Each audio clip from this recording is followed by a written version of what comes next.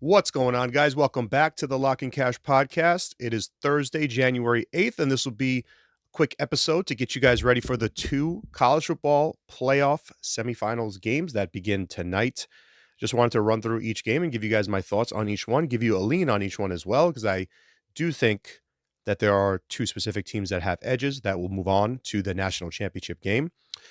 Tonight we have Miami versus Ole Miss. We also have some college basketball on the slate for us tonight. And then tomorrow, Indiana versus Oregon, and then rolling into a weekend of NFL. So tomorrow on Friday, I will post a quick update video for the NFL wild card playoff games because some of those lines have bounced around. And I'll give you my thoughts on where the market's going and why that type of movement has happened, because I do have some strong opinions on those games. So we actually have action on all of those games, so it's going to be a big, fun weekend. But tonight, let's start off with Miami versus Ole Miss. Now, this to me, and I'm going to have like a theme for each game, but this first game, Miami versus Ole Miss, is just simply a contrast of styles, right? So who's going to be able to impose their type of play on the other side? It's tempo, really. I mean, Miami does not want to play fast. They want to run the ball. They want to win time of possession. They want to control the clock, and they want to beat you up in the trenches. And their offense has to do that for them to win because it sets up their defense. If they can hold on to the ball and run it with Fletcher, which they should be able to in this matchup, if they can run with Fletcher, move the chains on the ground, that allows Bain and Mesidor to rest up on the sidelines and their defense to rest up on the sidelines and come out fresh for the next drive. Now, Ole Miss has to try to avoid that at all costs. They have to get off the field on third down. They have to make sure that their offense is on the field, and they want to play fast. And you saw this last week when Miami played Ohio State. Ohio State started to go a little bit faster in the second half. It's not their style. They want to play like a snail. But they started to go up tempo in the second half, and Bain and Mesidor were gassed. And not just them, the Miami defensive front was gassed because they play with such reckless abandon and they're so ferocious up front that you can't bring that every play on a 10 to 12 play drive. It's just not going to happen. So the Miami defense is like full bore on every down where the pass rush is going to get home, and then we're going to get off the field. If they don't get off the field, if Chambliss is able to extend drives with his legs, buy time in the pocket, which he's very good at doing, and extend drives and convert on third down, then the Miami defense is going to break. Okay, so this is like a thing where we talk about bend, don't break. Miami's defensive front will break on long drives. So this is very, very important for Ole Miss. Now, on their side, Chambliss is I think, out of all the quarterbacks left and even the previous round, he's playing the best. I mean, he's playing at an insane level.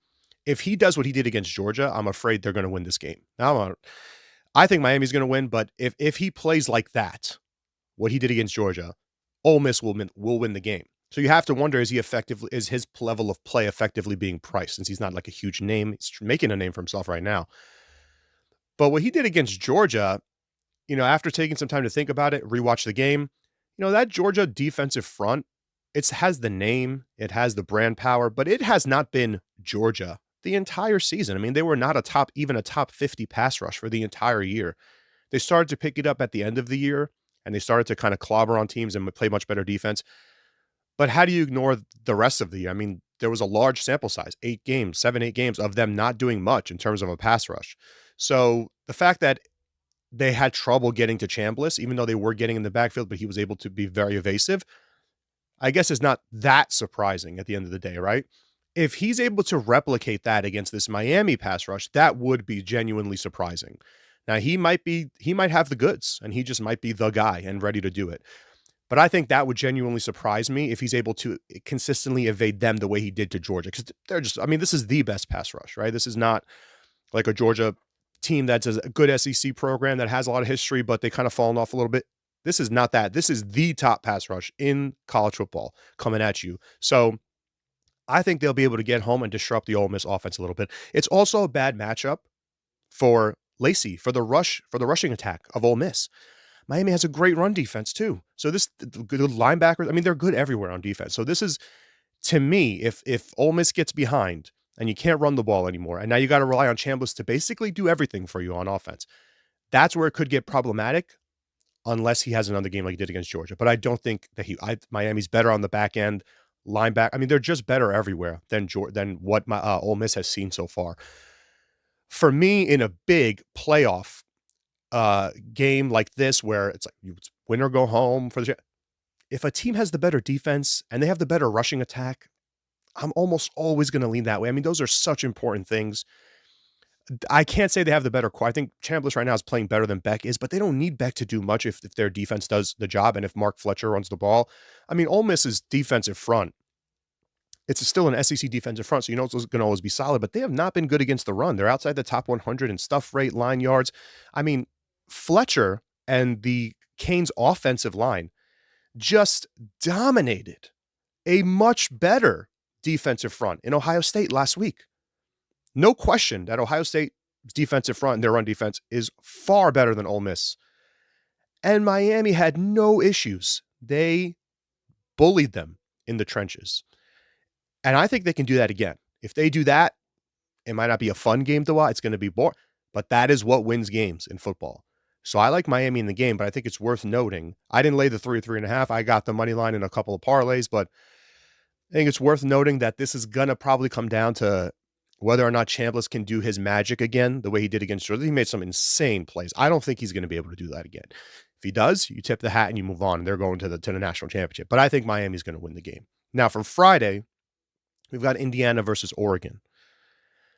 This one, I think, is a bit more like you have the revenge angle from Oregon losing to Indiana earlier in the season at home.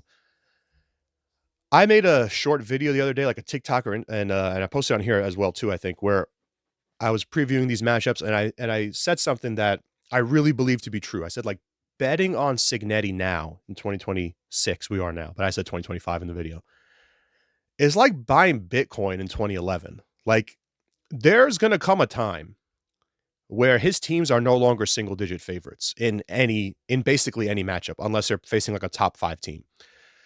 So, like last week, Indiana minus 6.5 was a big bet for us. They won by 35, right? Like this week, Indiana -4, -3.5.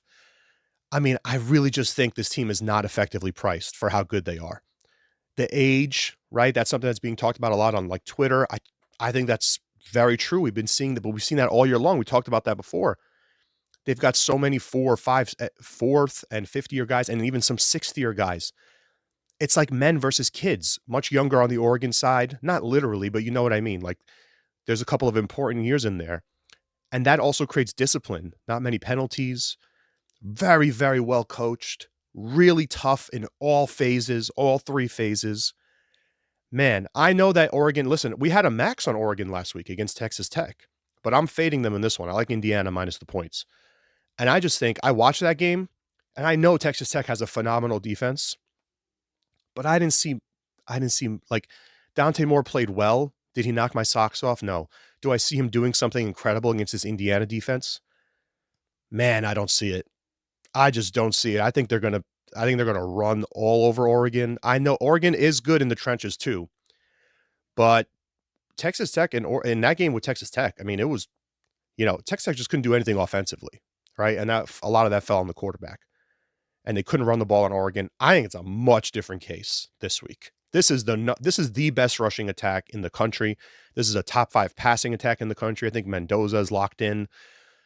Man, I just think Indiana is a wrecking ball to the national championship. I don't think anyone's going to beat them. So I like Indiana in the game. I know we could get down into numbers. You'll find that the numbers are a little bit closer.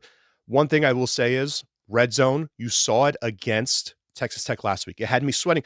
There should have been no reason I was sweating a max bet on Oregon for 3 quarters last week, but I was for 3 quarters because it was like, 6-0, then it became 13-0. And it was all because they get into the red zone and they had to settle for field goals, or they turned the ball over on downs because the Texas Tech defensive front was getting home, was getting into the backfield. Those red zone possessions, if that happens against Indiana, you are cooked. If Oregon, they're not good at finishing drives. Okay, they're outside the top 50 in the country, finishing drives. So once they get into the red zone, if they start kicking field goals, this game's over because Indiana, the best team, once they get into the red zone, the number 1 team, they score touchdowns. They don't kick field goals. So this is highly problematic. You have to see what happens when each team gets to the red zone. And I just think that's what's going to be the difference. Once Indiana gets there, they get close, they're going to get into the end zone, and I think Oregon's going to have to settle for some field goals, and that's going to be the difference in the game. So I like Indiana minus the points, honestly, up to a touchdown. It's not going to get there. It's 3.5 or 4 right now, but I think I would lay up to 6 with Indiana because I think there's a solid chance they win this game by double digits. All right, so those are my thoughts on the 2-game, guys. I'll be back tomorrow, and we'll do another NFL episode for sure. Um, Down in the description, you'll find a deal if you want to join us on the pick service. Get the rest of the we're finishing strong. Get the rest of the football season for a discounted price. That's linked down below. And as always, thanks for watching. Let me know what you guys think about these games as well.